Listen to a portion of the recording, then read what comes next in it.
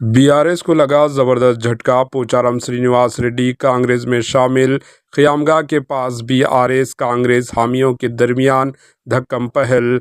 रियासत तेलंगाना में 10 साल तक इख्तिदार पर रहने वाली जमात बीआरएस को आज उस वक्त ज़बरदस्त झटका लगा जब साबिका स्पीकर असम्बली पोचारम श्रीनिवास रेड्डी अपने फर्जन के साथ कांग्रेस पार्टी में शामिल हो गए।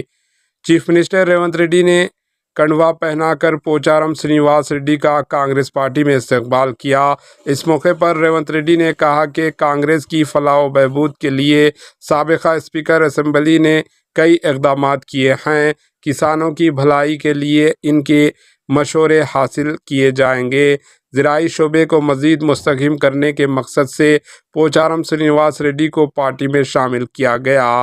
रेवंत रेड्डी ने कहा कि पोचारम श्रीनिवास रेड्डी से जब हुकूमत से ताउन की ख्वाहिश की गई तो इन्होंने इसके लिए हामी भर दी। क़ब्ल-ए-ज़ी रेवंत रेड्डी ने पोचारम श्रीनिवास रेड्डी से इनकी क़ियामगाह पहुंचकर मुलाकात की थी और इन्हें पार्टी में शामिल होने की दावत दी थी।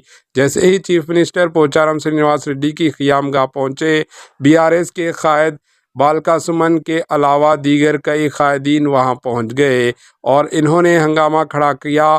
इसी दौरान कांग्रेस के अरकान व कायदीन भी वहां जमा हो गए। पुलिस और बीआरएस कायदीन के अलावा बीआरएस और कांग्रेस के हामियों के दरमियान भी धक्कम पहल हुई। Bureau report, AHN news.